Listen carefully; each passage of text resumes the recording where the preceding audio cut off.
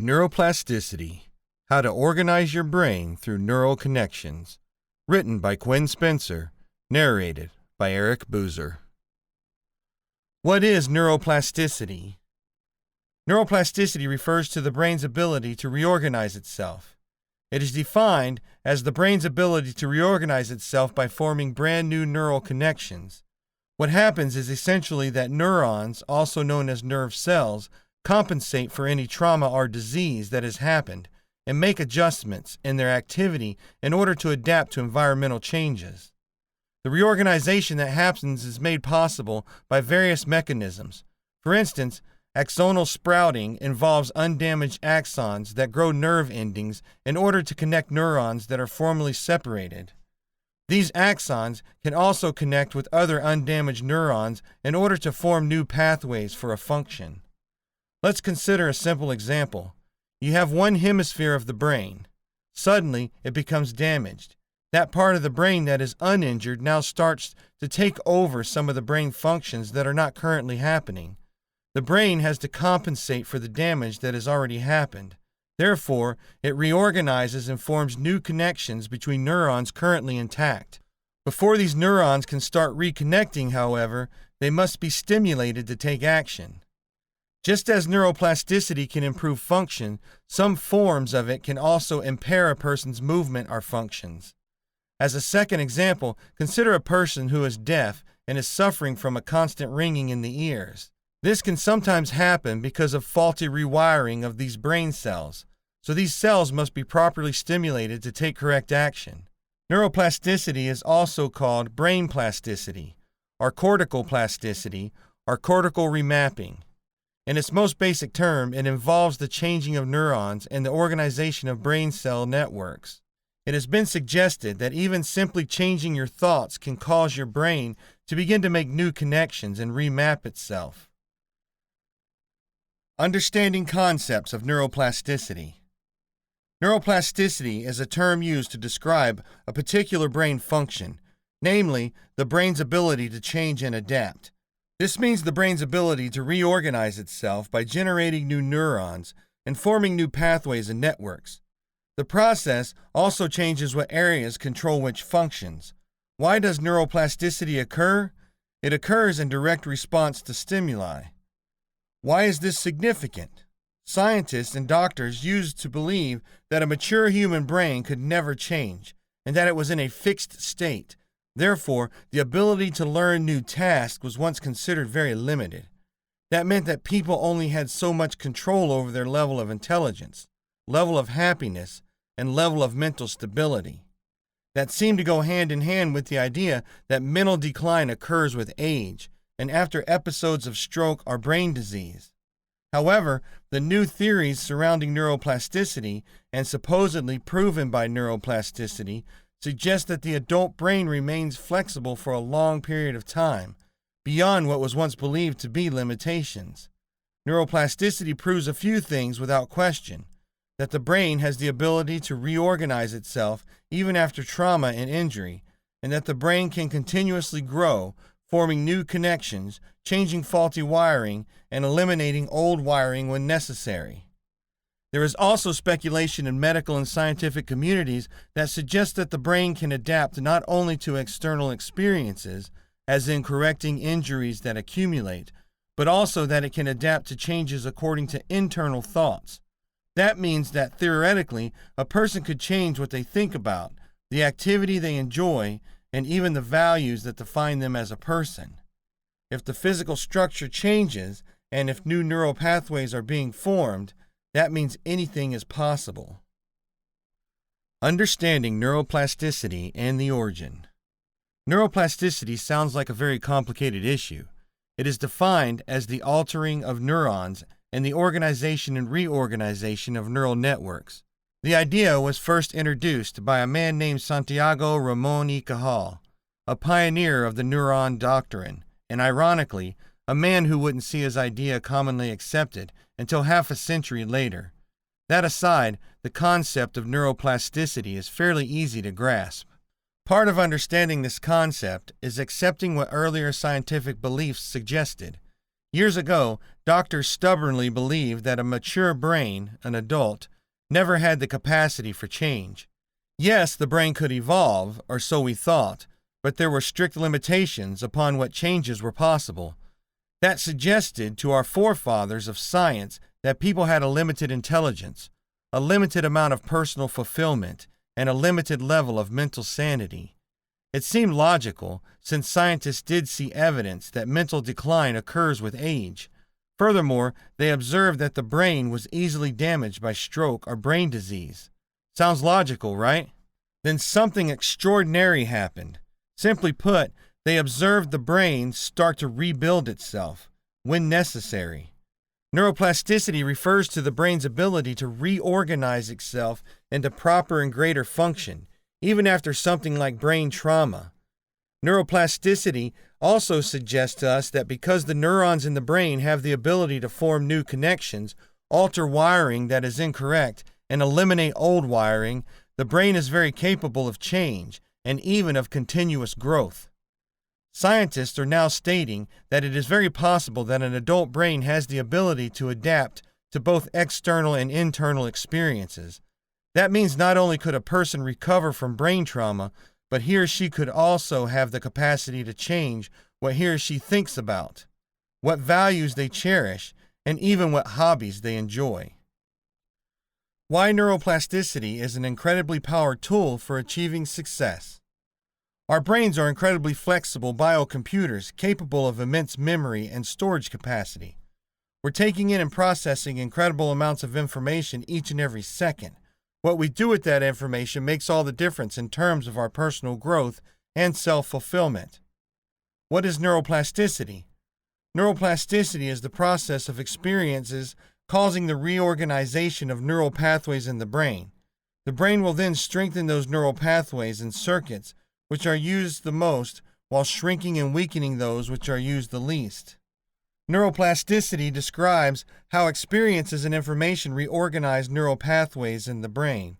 Long-term changes take place when we expose ourselves to repetitive behavior, knowledge, or information. Your entire learning process up to this point in life has involved neuroplasticity to some degree. Our brains are amazingly adaptive to our environment. They will shift, prioritize, optimize, and relocate resources to weaker areas in need. If you were to suddenly lose one of your senses, say vision for example, your brain would immediately begin rewiring itself to heighten the other four senses to help increase your chances of survival. A fantastic example of neuroplasticity in action can be found in a popular study done involving London cab drivers. The hippocampus, the region of the brain which is responsible for recording and storing spatial and directional information, has been found to be significantly larger in cab drivers navigating one of the toughest cities on the planet. In relation, London bus drivers do not share this feature as they simply drive a set route day in and day out. That part of their brain isn't being exercised constantly. In contrast, a cab driver has to be on the ball in the moment, figuring out the shortest and most effective routes to get passengers to their destinations. The cab driver's brain quite literally adapted to the need to navigate the congested streets of London with optimal efficiency. Neuroplasticity isn't limited to cab drivers, of course. Musicians display strikingly similar phenomena in parts of the brain responsible for storing pattern recognition and acclimation. A piano player's brain is very different from someone who doesn't play piano. What's even more fascinating is that even just deciding to learn how to play the piano naturally causes your brain to physically change. All this information has incredible striking implications in regards to anyone and everyone seeking to achieve self-fulfillment. Cure your eating disorder with the power of neuroplasticity. 5 crucial steps. Neuroplasticity is the ability of the human brain to change itself based on how we live our lives. Our brain consists of cells or neurons that are interconnected. It means that different life experiences and different behaviors are constantly changing the strength of these connections by adding or removing connections and by adding new cells. Plasticity relates to learning by adding or removing connections or adding cells. According to the theory of neuroplasticity, Thinking, learning, and acting actually change the brain's physical structure or anatomy as well as functional organization, known as physiology, from top to bottom. The brain's plasticity exists from cradle to grave, and the adult brain is not hardwired with fixed and immutable neuronal circuits, as was previously thought.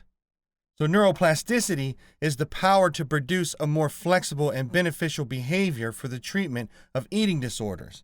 However, these positive changes will only happen if you target the abnormal eating behavior in a certain way. These can be subdivided into 5 steps of action that you should undertake to stop your eating disorder. The first step, believe that you can stop your eating disorder. Do exercises to begin changing the way your mind works.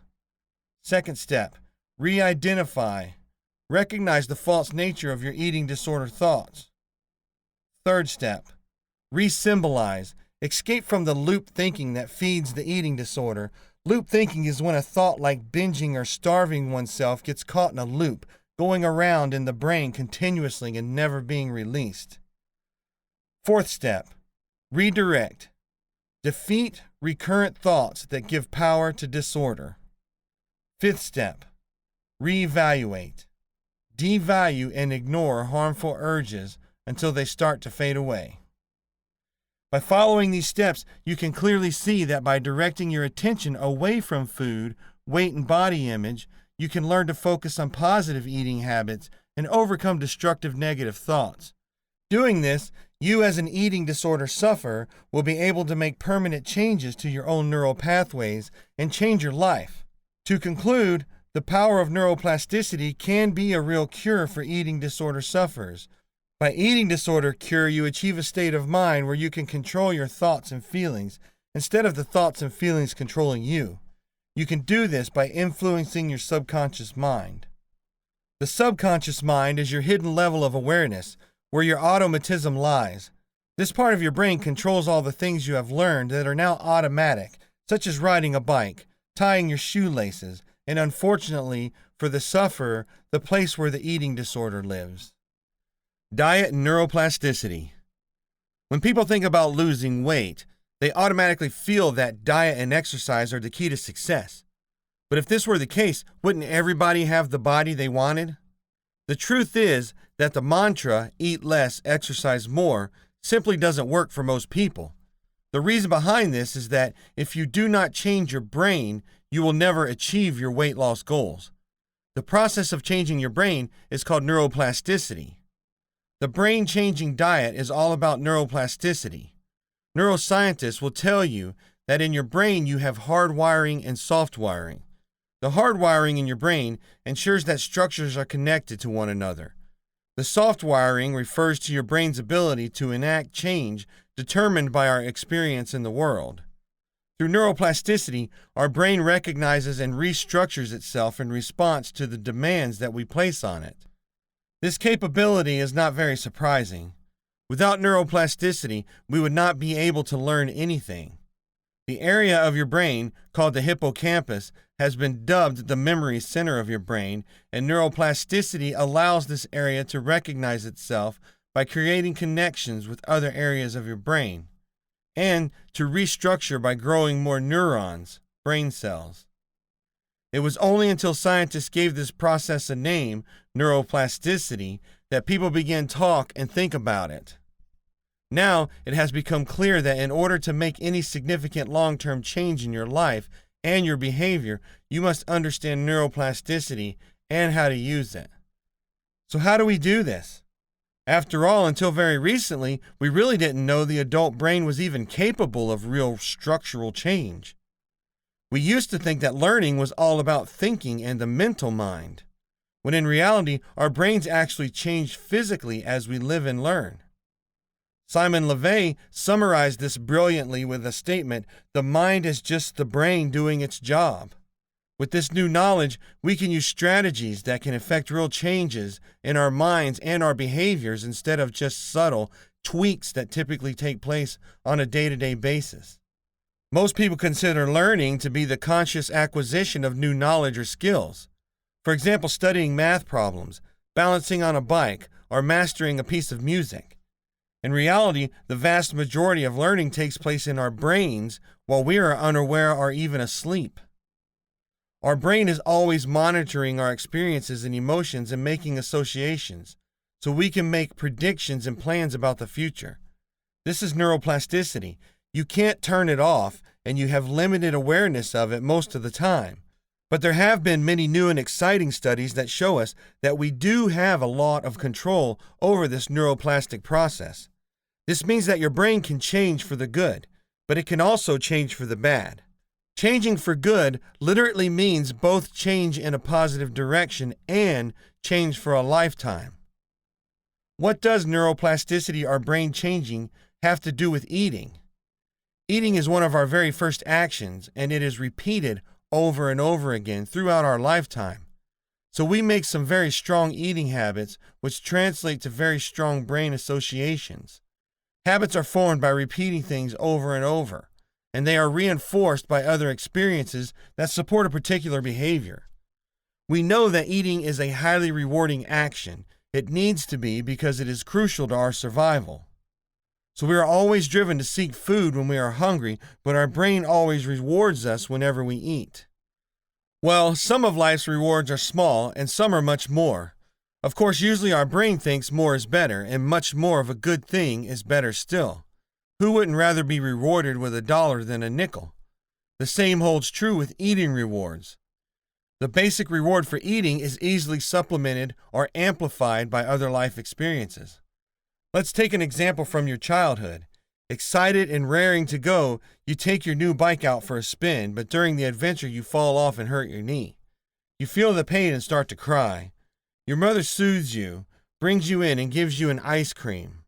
All of a sudden you feel better and want to go out and play again. In your brain, this translates to, when I feel bad or something bad happens, I can eat some ice cream and I will feel better. Now, this one incident will not create an addiction, but every time you eat an ice cream to feel better, that connection in your brain strengthens and makes it more and more likely that the next time you feel bad, you automatically think, I want ice cream.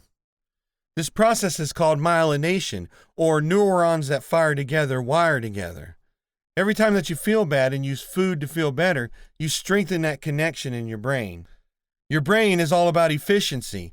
So every time you do something, your brain tries to make it a little bit easier for you to do it the next time. You might know this as practice makes perfect. Over time, these connections become so habitual and unconscious that we are not even aware of them. This is the power of neuroplasticity. So, it is probably more accurate to say practice makes permanent.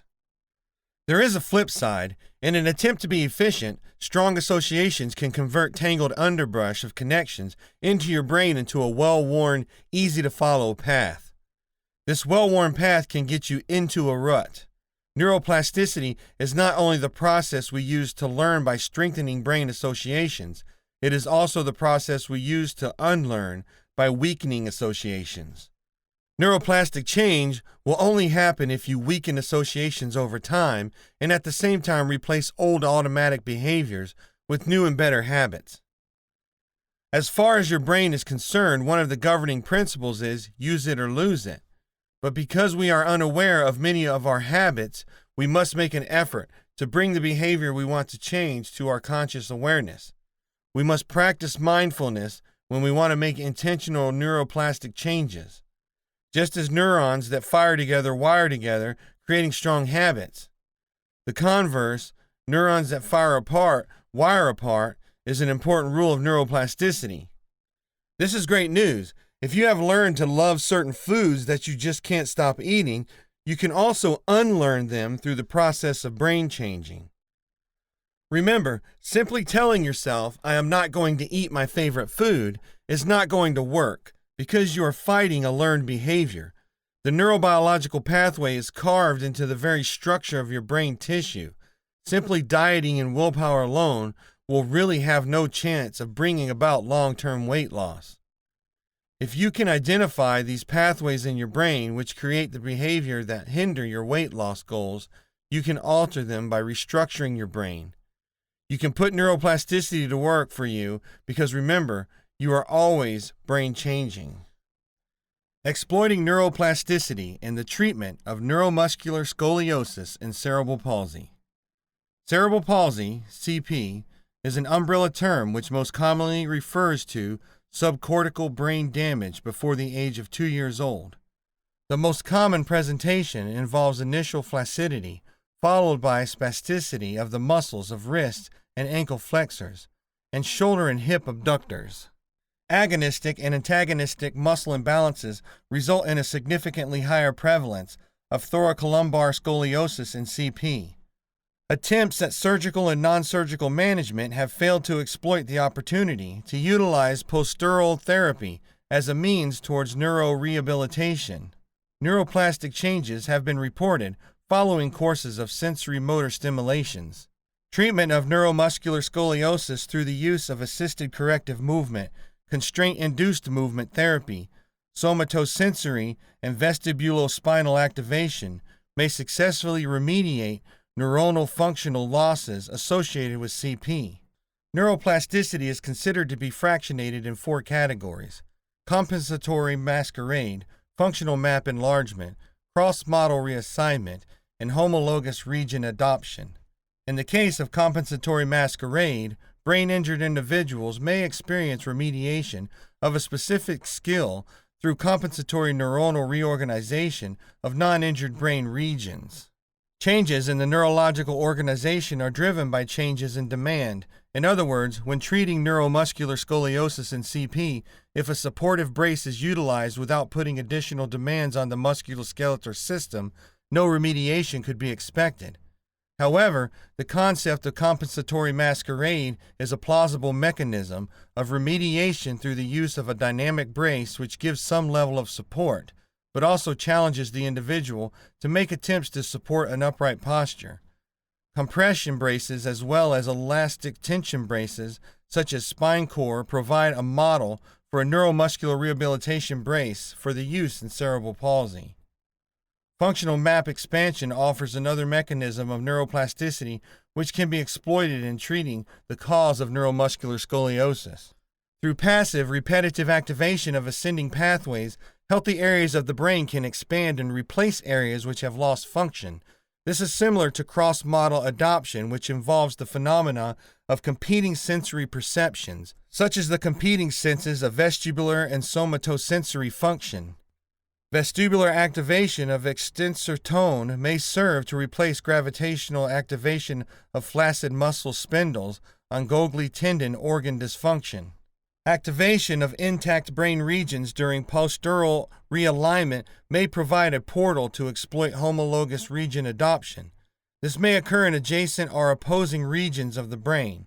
The concept of multimodal sensory stimulation during attempted postural correction has been utilized in neurorehabilitation associated with balance disorders and may serve as a model of the therapy in the CP population.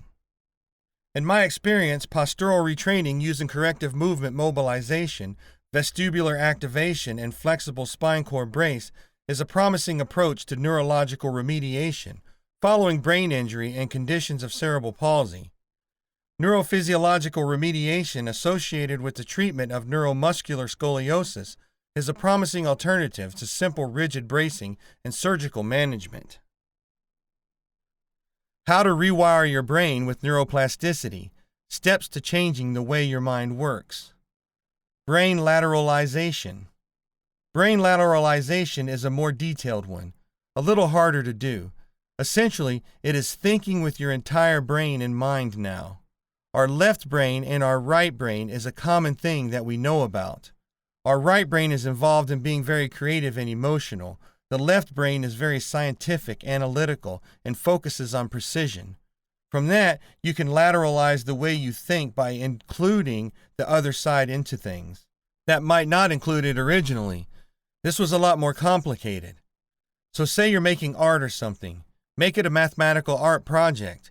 You know it's creative, but you're using math in at the same time, or when you're going with your intuition and analyze while you're going with intuition.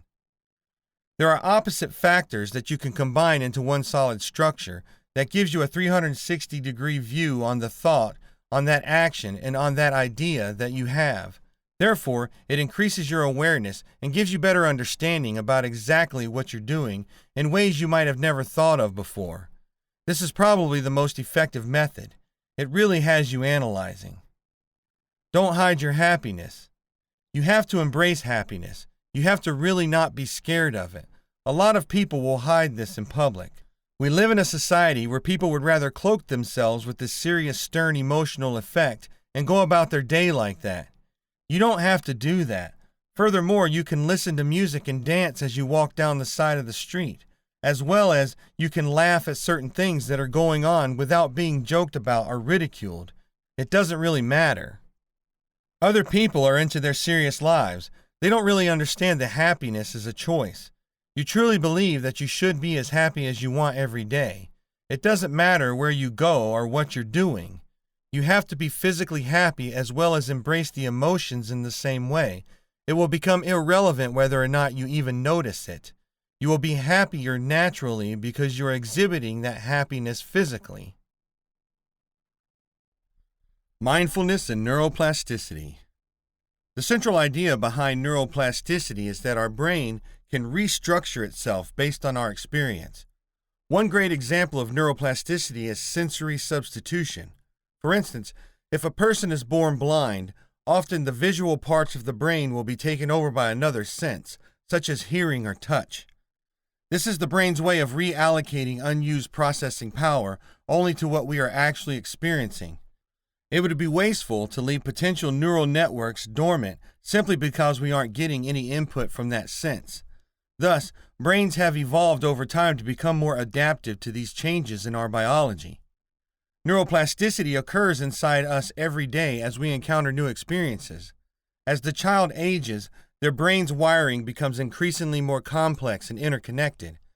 Neuroplasticity is what allows us to take our experience, then learn from them and form new memories. Huge changes are occurring in the brain during these early stages of cognitive development.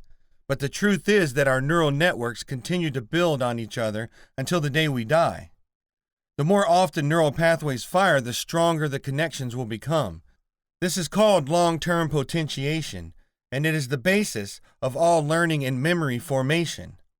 The big implication here is that if our brain changes itself based on our experiences, then by changing our experiences, we can actively reshape our brains. One way to consciously change our experience is to learn how to apply mindfulness, the ability to be intentionally aware of our experience as it is unfolding. And by being more aware of our present experience as it is happening, we begin to form a secondary ability that UCLA psychiatrist Daniel Siegel calls response flexibility, the capacity to pause before we act. He describes it as follows. It creates a spaciousness of the mind to notice that an impulse has arisen and to disconnect from the automatic behavior that usually follows when someone is an impulsive person. So mindfulness creates a space between impulse and action that allows us to be more flexible in our responses. Because mindfulness allows us this flexibility in our decision-making, it also gives us more flexibility in how we choose our experiences and a more plastic brain. Earlier this year, a study was published that showed just 8 weeks of mindfulness training can create significant changes in regions of the brain associated with attention, memory, stress, and empathy. 2 of these regions include the prefrontal cortex, which allows us control and shifts our attention, and the insula, which makes us more self-aware and empathic. Being mindful is the exact opposite of our fight, flight, or freeze part of the brain, the part of the brain that is activated when we feel threatened or in danger. This state of mind isn't necessarily bad, but unfortunately, due to our busy and very fast-paced world, we have been conditioned to activate fight, flight, or freeze as a reaction to novel stimuli that don't actually pose a threat or danger. However, when we are able to remain mindful, calm, not impulsive, and feeling safe, we can free up our mental resources and use them more effectively for things like learning and problem solving. The takeaway here is that by practicing daily mindfulness, we can take advantage of the neuroplasticity of our brains and ultimately improve our lives. Mission accomplished. The power of neuroplasticity and emotional intelligence to achieve goals. Realizing your dreams takes vision, action, commitment, and a plan with a path to the finish line. Whether you're setting goals to start a new business or simply to motivate your professional team, success depends on developing a strategic plan that supercharges your goals and sets them from mere objectives to mission accomplished. From small entrepreneurs, women in business, to top-level CEOs, goal setting is a tool used by most top achievers in every field. However, many of us find goal setting challenging. Now that's about to change, thanks to new cutting-edge techniques in neuroplasticity, a revolutionary brain science that teaches us how to harness the power of the brain to activate our emotional intelligence to achieve our goals. Most of us are aware of SMART goals, an acronym for the 5 steps of specific, measurable, achievable, relevant, and time-based goals. It is a simple tool used by businesses to go beyond the realm of fuzzy goal setting into actionable plans for results, but it's also very left brain in its approach. To fast-track our goals, we need the right brain put into action as well, allowing us to tap into and engage our emotional intelligence, our imagination, creativity, and emotions, creating a balanced and integrated approach. That's where neuroplasticity comes into play. Neuroplasticity refers to the brain's ability to change, creating new neural pathways and synapses in light of experience. And this change is generated not only by real-life experience, but by visualization and imagination as well. Research confirms the power of imagination to literally lighten up our brains in exactly the same way as if we were actually doing. Using self-directed neuroplasticity techniques, new neural pathways are created when we focus our attention towards a desired outcome, whether that's learning to play an instrument or succeeding in business, contributing significantly to optimizing the mindset of achieving our goal. The key is developing our emotional intelligence. Creativity and visualization are core components of it, but it also means being cognizant of and managing our emotions. As for better or worse, emotions, especially sustained ones, drive us in powerful ways. They also have the power to intuitively guide us and to change every aspect of our being. From the tiniest cells in our bodies to the largest neural synaptic pathways of our brains. We develop emotional intelligence not only through creativity, imagination, and visualization, but also by adopting principles of mindfulness, training our minds to stay focused, present, detached, and objective, as well as by listening to that inner voice that speaks to us from our deepest intuitive core. Practicing these techniques, we see neuroplasticity in action, and our brains can actually change in as little as just a few weeks, substantially enough to even be seen on a brain scan. When we set our goals using a whole brain approach, we harness the full power of neuroplasticity to activate emotional intelligence to achieve our goals. Give it daily attention and see how quickly goals come to life. Neuroplasticity, harnessing the brain's reorganizing ability. In seeking solutions to complex and even abstract situations, generally we seek through the same plateau and shallow intelligence, which by default limits insight of advanced nature. Conversely, functioning through a level of brain activity which promotes intelligent growth is surely the wisest route. The question arises, how do we access and develop this potential of enhanced brain function for everyday use? Growth of human intelligence is said to level off on reaching around age 20. This age is generally when our stored or conditioned environment mindsets and indoctrinated belief patterns become the dominating thought force, when crystallized mental images have imprinted in our brain as personality and range of limitation or ability. Thus, by experimental association, these subjective templates join up to comprise accepted lifestyle behavior, perceptions, and mood anxiety states. Due to this leveling off of intelligence growth, our life feels as if running on fixed mental programming over which we have no control. But such leveling off of intelligence production need not be the continuing situation.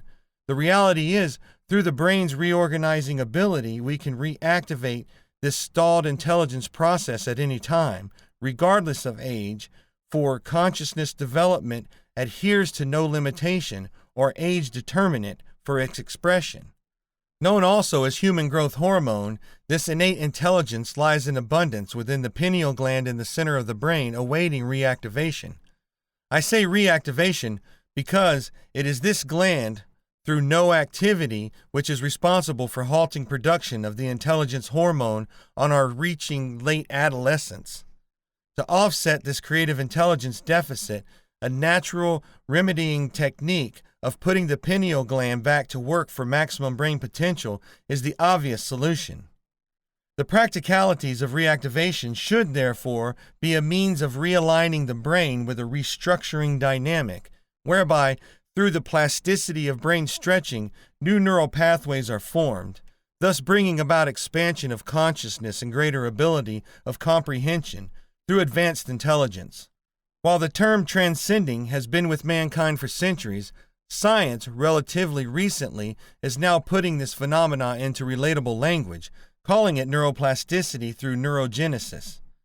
Neuroplasticity is a natural brain stretching function to facilitate production of a new intelligence, and neurogenesis is the term to describe formation of new nerve cells, referred to as neurotransmitters, brain links or triggers for clicking into the dormant wealth of natural creative happiness or genius status.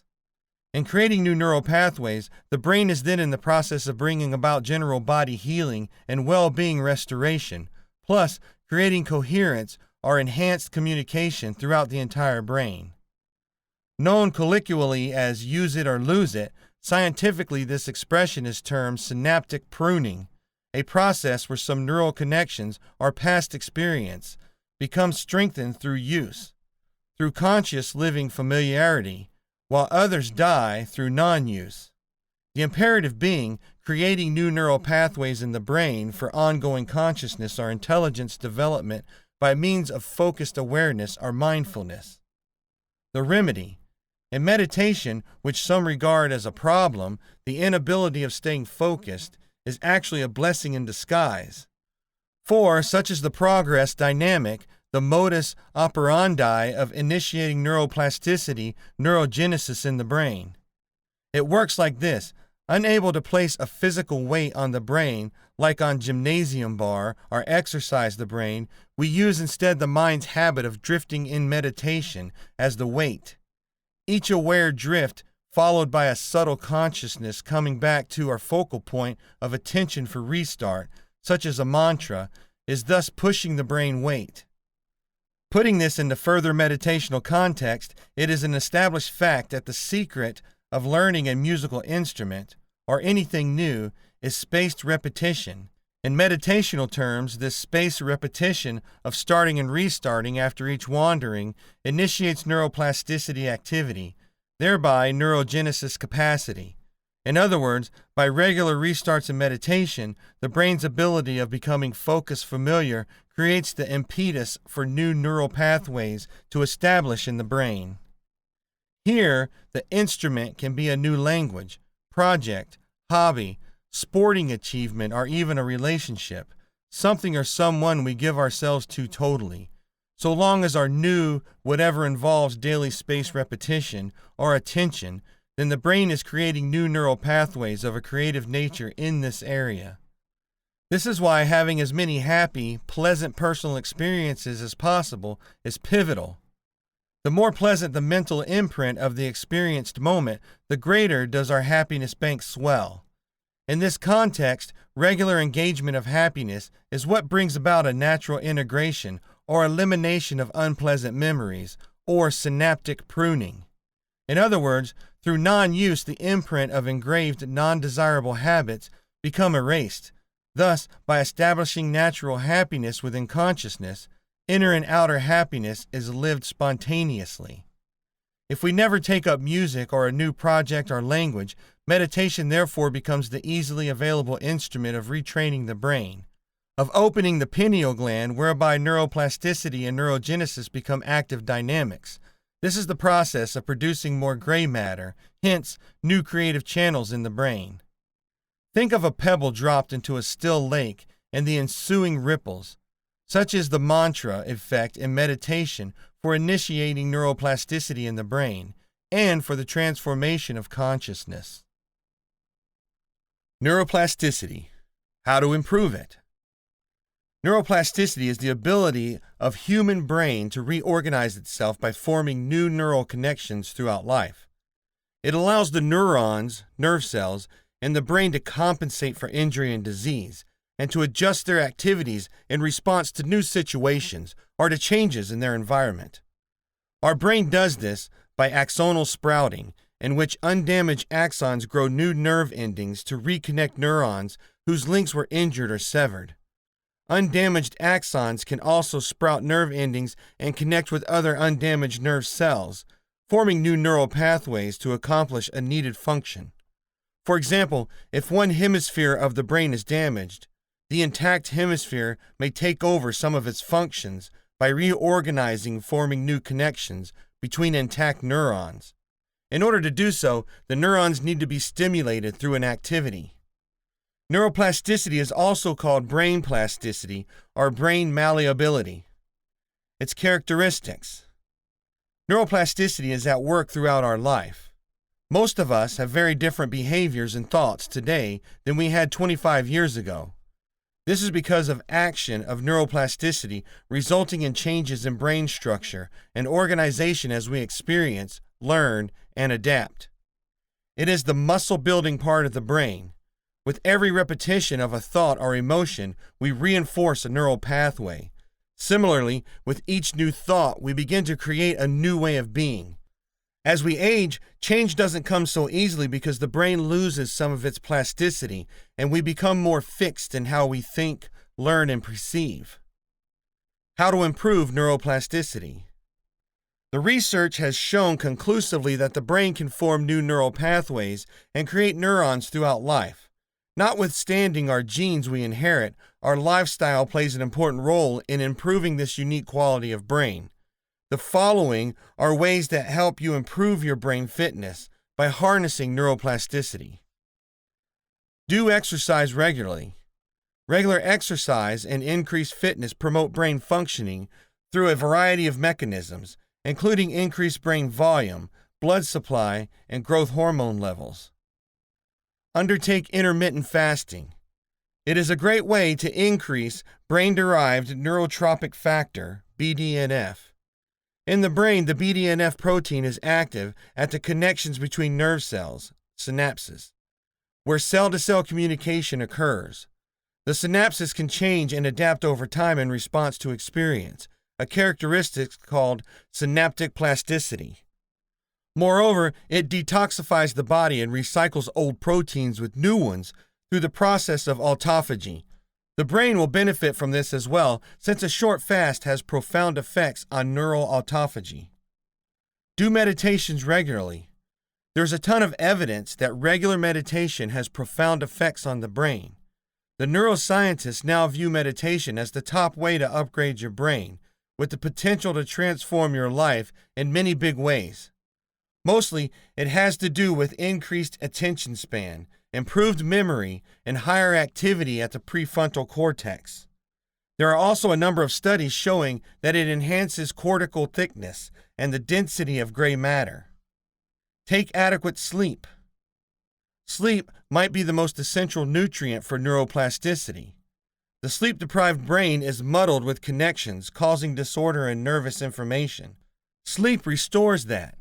Sleep provides a soft wipe of the brain, giving you the opening necessary to lay down new connections, form new memories, and learn new skills. Remove stress. Stress dampens neuroplasticity in the hippocampus and prefrontal cortex while increasing it in the amygdala, which is associated with fear, anger, anxiety, and other autonomic emotional responses. Learn an instrument. Music training enhances brain plasticity. The research has found that children who engage in musical training show increases in IQ, verbal memory, and linguistic ability, even when the control group is composed of kids with otherwise similar backgrounds such as socioeconomic status, academics, etc., except for the music training. Merely listening to the same music doesn't have the same effect. You have to actively participate in its creation.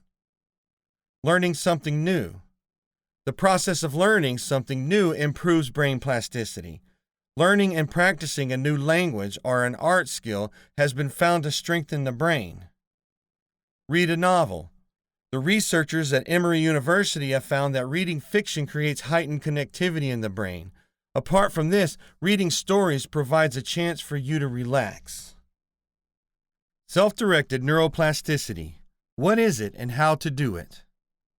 Immediately after sustaining a traumatic brain injury, a person may not be able to walk or speak, but only a few weeks later, that same person may be walking with a slight limp or talking fairly normally. What has changed? A human brain has a trait called plasticity, the ability to form or remove synapses, connections between neurons, or add cells. Essentially, the brain has the ability to reorganize itself, allowing information to get from one part to another part more easily, faster, or more efficiently. It is because of the brain's plasticity that we continue to learn and grow from experiences throughout our entire lifetimes. So each person's brain can change by the way he or she perceives a particular situation. But how can we change our brains to improve our problem solving, or coordination, or word-finding ability after a TBI? Self-directed neuroplasticity is a fancy term which means simply that we intentionally change the functions and organization of our brain. Supposing we want to learn to speak a foreign language like Spanish, we would need to focus our attention on the language in order to become fluent. Not by memorizing thousands of vocabulary words, though that may help, but by constantly thinking in Spanish and translating, even to ourselves, lyrics to songs or names of objects. This is how brain plasticity works. Repetition will help, of course, but it is primarily the ability of someone to intentionally focus on something, anything that will allow our brains to learn, to form new and better synapses. For example, people who knowingly reorganize their brains through neuroplasticity tend to be better at conflict resolution. Their brains have been trained to be spontaneous, more creative, observant, and resilient in addition to being high in other skills used in finding an agreeable compromise. People who simply allow their brains to be rewired without consciously doing it themselves simply lack the mental facilities to make conflict resolutions their forte. If you want to kick old, destructive habits, give yourself a better organizational skills or new habits. You will need to engage in brain plasticity or brain changing. The best way to go about changing your brain is to do something new. Move your mind out of its comfort zone by forcing it to concentrate on putting together a model airplane or learning to make cabinets from a woodworking book. There are dozens of websites which will provide you with games and puzzles that will allow your brain to work on both concentration and memory. One popular site is called Lumosity, and it is both on the web and applications for the iPhone. Challenge your brain. Try beating your score on some of the memory challenges or work on something you find difficult to master. Even 10 minutes a day will help your brain's plasticity improve, and you will notice yourself recalling names, facts, and faces out of the blue within only a couple of weeks.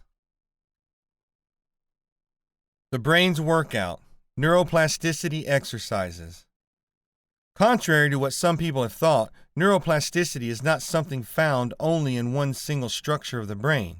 Equally as important to understand is that it does not consist of one type of chemical or physical event. Instead, the ability to mold the brain or its plasticity is the result of lots of different and complex processes that occur in the brain throughout our entire lifetime. One of the hottest subjects in the media these days is the brain and the various effects we can have on brain development. We also see that brain health is one of the fundamental requirements to the health of our body in general, so the introduction of our continuing focus on things like neuroplasticity exercises is fast becoming a subject of interest. We exercise virtually every part of our body every day, and yet we don't very often place any real emphasis on exercising our brain. Sure, we all think, and we use our memory, but this in itself is not considered focused brain exercise. Providing your brain with the stimulation known as neuroplasticity exercises, brain gym, is one way of formulating a routine that will provide the brain with a tactical approach to development and increasing the ability of the brain to do more. If you stop and consider for a moment that everything we do or think or say smell, and hear is controlled by millions of neurons in the brain, it makes sense to be able to manipulate the brain to be able to control even more. Neuroplasticity exercises give us a reason to believe, as some scientists do already, that by regular and frequent use of certain activities, the brain and its function can only get stronger. Each memory we have, for example, is believed to be proven to be an electrochemical process, configured by and entangled in the neural circuitry inside our brain. Without regular and frequent exercising, these electrochemical units can actually go into a state of hibernation. So by gently persuading this neuroplasticity by using the correct activities, we know that we can indeed improve and enhance brain function by being able to manipulate the brain through the use of neuroplasticity exercises. We can even start to understand and fend off symptoms and ailments associated with brain diseases like Alzheimer's disease and, of course, absent-mindedness.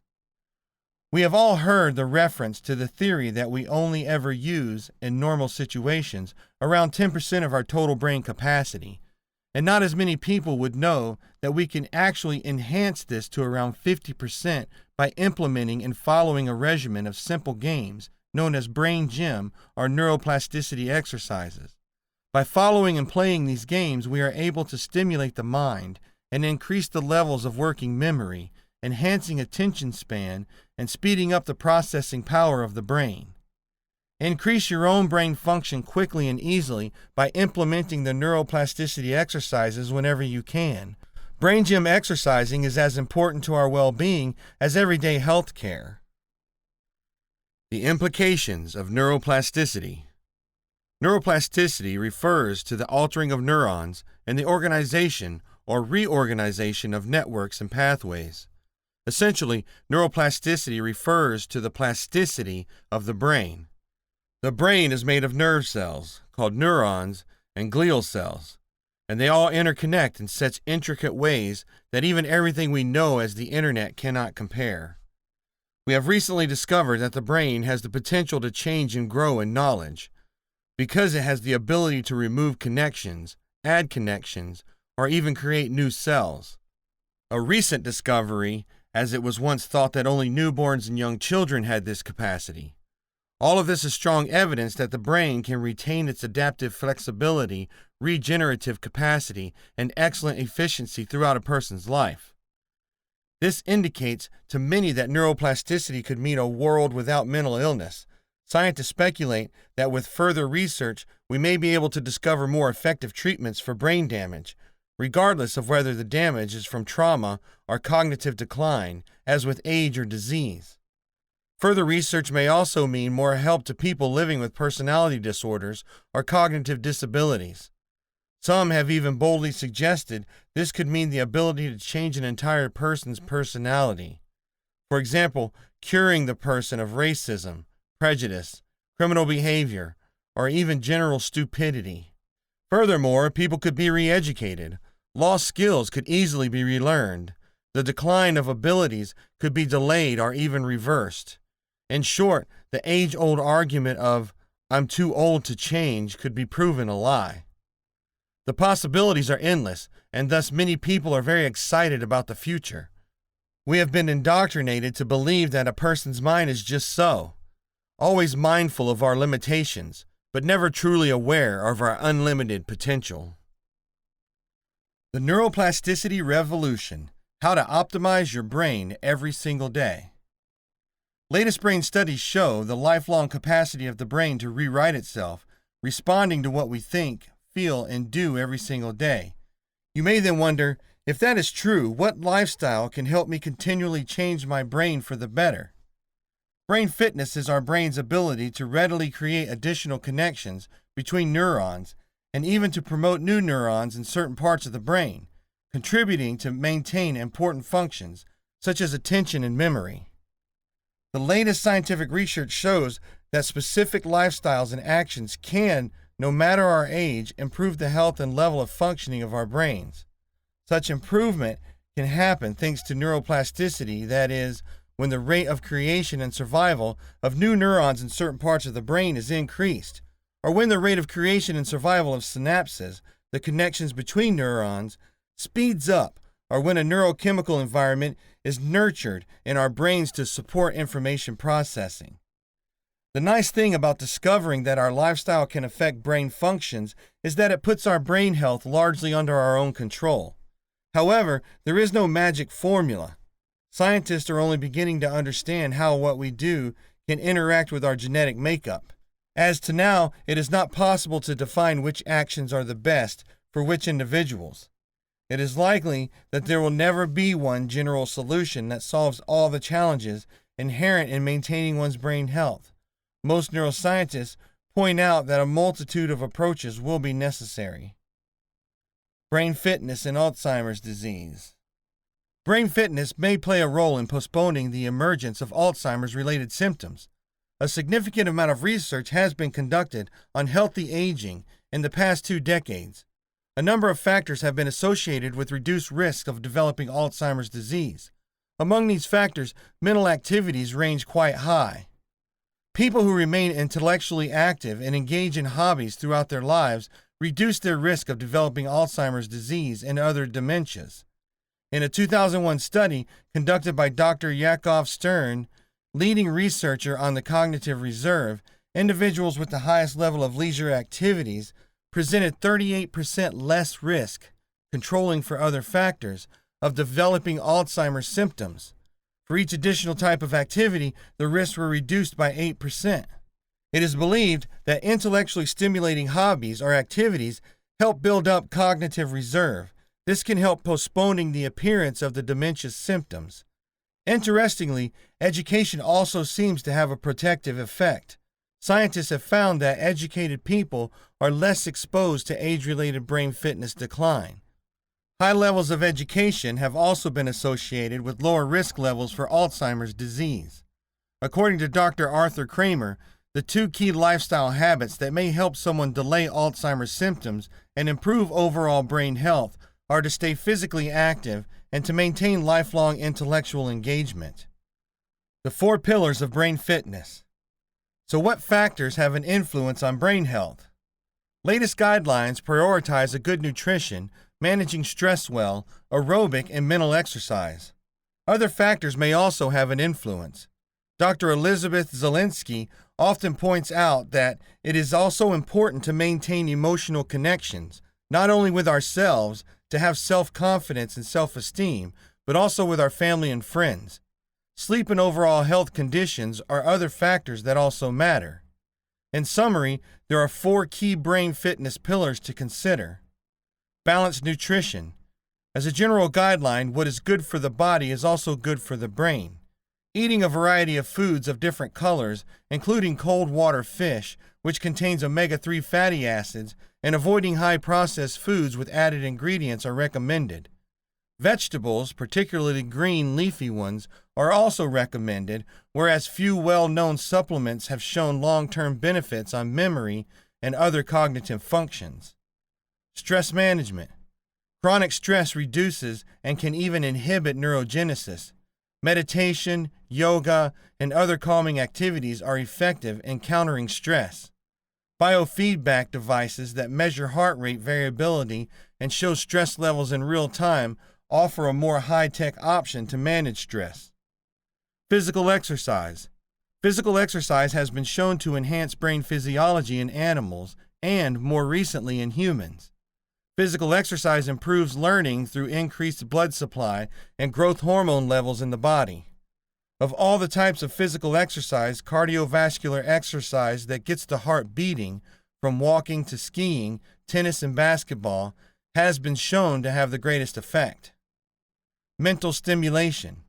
It strengthens the synapses and connections between neurons, thus improving neuron survival and cognitive functioning. High-quality brain exercise involves novelty, variety, and challenge.